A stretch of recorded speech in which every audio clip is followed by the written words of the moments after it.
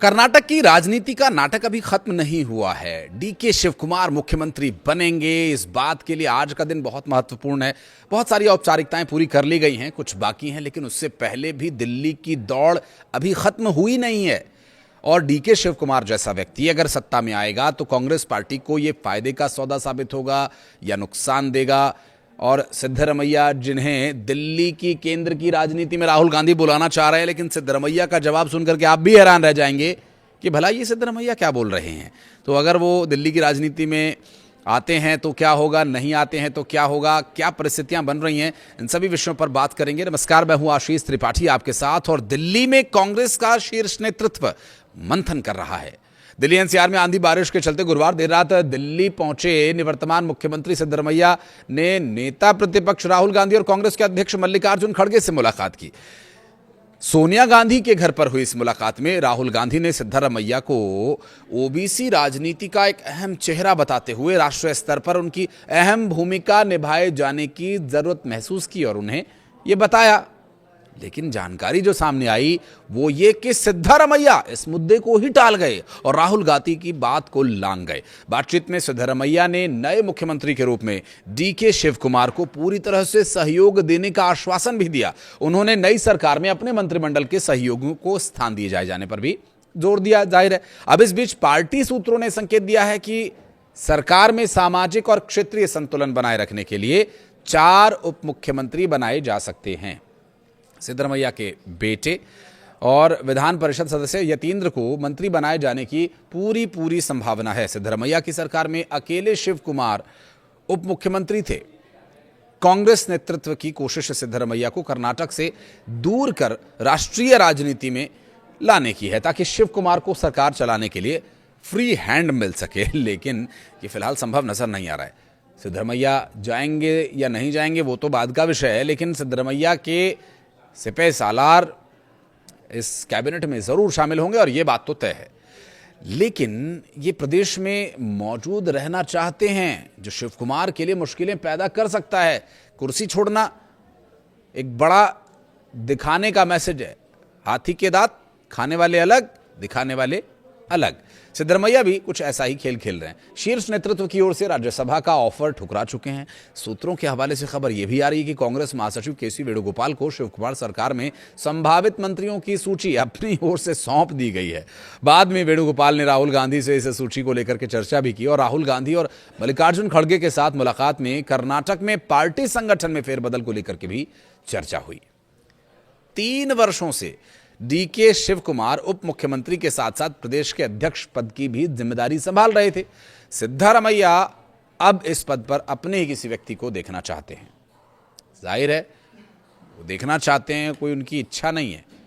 ये कर्नाटक की राजनीति में कांग्रेस पार्टी में उनकी पकड़ और अपने वोटर्स को साधने का एक प्रयास है। बता दें कि 2 साल के भीतर विधानसभा चुनाव होने, ऐसे में शिव कुमार संगठन पर अपनी पकड़ कमजोर नहीं होने देना चाहते हैं।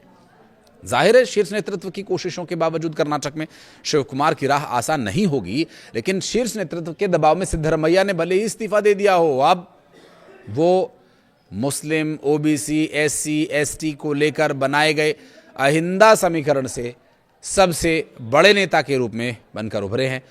और अंत समय तक कांग्रेस के ज्यादातर विधायकों का समर्थन भी उन्हें प्राप्त था। शीर्ष नेतृत्व को आशंका यह है कि कर्नाटक में सिद्धरमैया की उपस्थिति हमेशा शिव कुमार की मुश्किलें बढ़ाती रहेगी, इसलिए उन्हें केंद्र में लाए जाने की बात चल रही है। चर्चा तो यहां तक भी है कि उन्हें राज्यसभा में लाकर के मल्लिकार्जुन खड़गे की जगह विपक्ष का नेता भी बनाया जा सकता है। ऑफर दिया गया था। आने वाले समय में स्पष्ट हो जाएगा सिद्धरमैया नेता प्रतिपक्ष बनेंगे या फिर अपनी ही पार्टी में अपनी ही सरकार के खिलाफ अघोषित नेता प्रतिपक्ष बनेंगे। सिद्धरमैया कांग्रेस नेतृत्व के फॉर्मूले को स्वीकार करते हैं या अस्वीकार करते हैं, ये तो अभी उनकी जो हाल फिलहाल की प्रतिक्रियाएं उससे जाहिर हो रहा है कि क्या होने वाला है। लेकिन राजनीति है, कुछ भी हो सकता है और यहाँ कोई परमानेंट दोस्त नहीं है, परमानेंट दुश्मन नहीं है। तो ऐसे में कर्नाटक में सत्ता का हस्तांतरण और सही तरह से हो, इसके लिए शिव कुमार इस तरह सरकार चलाने का अवसर मिले, 3 साल की सत्ता विरोधी लहर को कम किया जा सके, इसके लिए कांग्रेस का शीर्ष नेतृत्व सिद्धरमैया को अपने फॉर्मूले पर मनाने की कोशिशों में जुटा हुआ है। लेकिन सिद्धरमैया अपनी कुछ शर्तें पूरी करवाना चाहते हैं। जैसे कर्नाटक के कार्यवाहक मुख्यमंत्री सिद्धरमैया ने मुख्यमंत्री पद से अपने इस्तीफे के बाद से चल रहे राजनीतिक घटनाक्रमों के बीच शनिवार को कांग्रेस विधायक दल की यानी सीएलपी की एक बैठक बुलाई। सिद्धरमैया के इस्तीफे के बाद कांग्रेस विधायक दल के नए नेता के चुनाव के लिए ये बैठक बुलाई गई। नवनिर्वाचित सीएलपी नेता के मुख्यमंत्री पद के लिए पार्टी की ओर से उम्मीदवार बनाए जाने की उम्मीद है। सीएलपी की बैठक शाम 4 बजे सौधा के सम्मेलन कक्ष में हुई और वर्तमान विधायक दल के नेता के तौर पर सिद्धरमैया बैठक की अध्यक्षता भी करेंगे और कर्नाटक प्रदेश कांग्रेस कमेटी के अध्यक्ष डीके शिवकुमार, एआईसीसी महासचिव कर्नाटक प्रभारी रणदीप सिंह सुरजेवाला, विधान परिषद के floor leader NS Bose Raju और पार्टी के सभी कार्यकारी अध्यक्ष बैठक में उपस्थित रहेंगे। ये घोषणा कांग्रेस विधायक और विधायक दल के सचिव अल्लामा प्रभु पाटिल ने की है और सभी विधानसभा सदस्यों, विधायक हैं, विधान परिषद के सदस्यों, लोकसभा सदस्यों और राज्यसभा सदस्यों को बैठक में शामिल होने के लिए कहा गया है। इस बीच सिद्धरमैया कांग्रेस नेता राहुल गांधी और एआईसीसी अध्यक्ष मल्लिकार्जुन खड़गे से मुलाकात के बाद दिल्ली से रवाना भी हो गए हैं। दरअसल शाम 5:30 बजे के आसपास बेंगलुरु के एचएएल हवाई अड्डे पर उनके पहुंचने की उम्मीद है। दिल्ली से रवाना होने से पहले सिद्धरमैया डीके शिवकुमार, कांग्रेस के एमएलसी यतींद्र सिद्धरमैया और पूर्व मंत्री केएच मुनियप्पा के साथ दोपहर का भोजन भी उन्होंने किया और सिद्धरमैया ने दिल्ली में एआईसीसी महासचिव केसी वेणुगोपाल से भी मुलाकात की। बाद में उन्होंने डीके शिवकुमार और पूर्व मंत्री केजे जॉर्ज के साथ कुछ देर तक चर्चा की और दिलचस्प बात यह कि कर्नाटक के मंत्री एचके पाटिल ने शुक्रवार को कहा था कि डीके शिवकुमार अगले मुख्यमंत्री बनने वाले हैं और संभवतः अगले 2 दिन के भीतर शपथ ग्रहण करेंगे।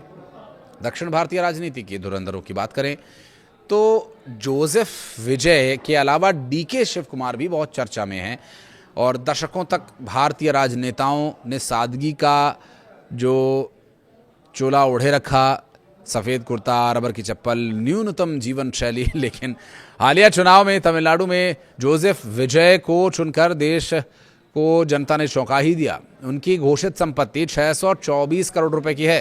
13 करोड़ रुपए से अधिक की लग्जरियस तो कारें ही कारें हैं। सैकड़ों करोड़ रुपए बैंक खातों में जमा हैं और अब कर्नाटक की कमान संभालने जा रहे डीके शिवकुमार जोसेफ विजय को कड़ी टक्कर दे सकते हैं। हालांकि विजय अगर शालीन समृद्धि के प्रतीक हैं तो शिवकुमार उनसे बिल्कुल अलग है। वो खुलेआम विलासिता का प्रदर्शन करते हैं। जिन वस्तुओं का उपयोग करते हैं उनमें 54,000 रुपए का गुची जैकॉर्ड ऊनी स्कार्फ है, 1 लाख रुपए से अधिक का लुई विचॉन रेक्सोविक स्कार्फ, 15 लाख रुपए से लेकर के 1 करोड़ 40 लाख रुपए तक की कीमत वाली रोलेक्स कॉस्मोग्राफ डेटोना घड़ियां भी इसमें शामिल हैं।